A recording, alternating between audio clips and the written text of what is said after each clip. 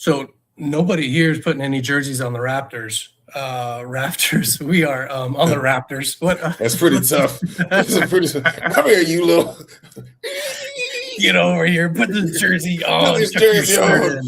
Clever girl. Man. We got some more learning to do on Omie D Learns. So I'm more or less, that's Omie D. We're going to check out some more world history. And we're going to talk about that time that you were in 9th century China. Do you remember that? I do. This is like an episode of Sherman and Peabody. 9th century China, 800s, as they would say.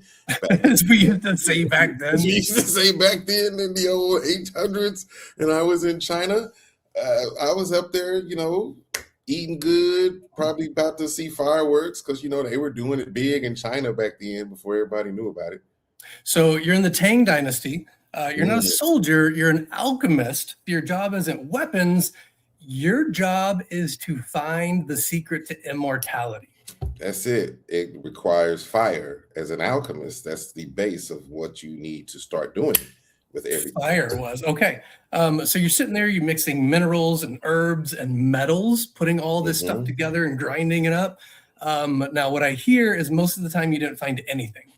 Not much. It was very tough times in the 800s. There was not a lot of research. I was the research. You were the research, yeah. And sometimes you'd get sick. You're like, oh, this is it. I found it. Let's try it. Let's get sick.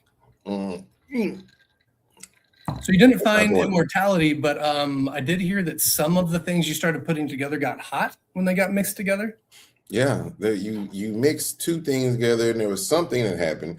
Being 2026, realized it was some type of chemical reaction. Yeah, at the time, and heat, fire. So then you put a yellow powder together, some charcoal, and a mineral that feeds what would be that heat, and you got a rapid combustion. You made an explosion out of something. Boom! Right there. You're right, ladies and gentlemen. I created the explosion that you see today that does so many things that you like or might not like. Yeah, and it's fresh on the brain. You were talking about fireworks right away, and instead of going straight to guns, because guns hadn't been invented yet, but you made gunpowder, and you went with fireworks first and made it a cultural, artistic representation of the chemical that you created. It took another 400 years or so before it got put into guns and cannons and everything else. So it was cultural. What made you go with the spiritual ritual displays of Taoism rather than warfare? It's very interesting. See, at the time in 800 China, right there, we were not really having a really good time. There was not much to do. We were playing little games. We were reading. We'd have holidays. People would have little candles and stuff. But I was like, you know what? Boom. When I saw colors, I was like, this would make people happy. It made me happy on the inside.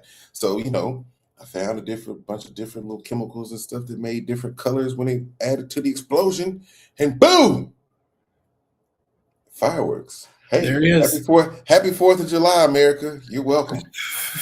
There he is. The king of saltpeter himself, Omie D. This is Omie D Learns. We're talking about gunpowder back in the 9th century China. There it is, 800s as we called it back in the day.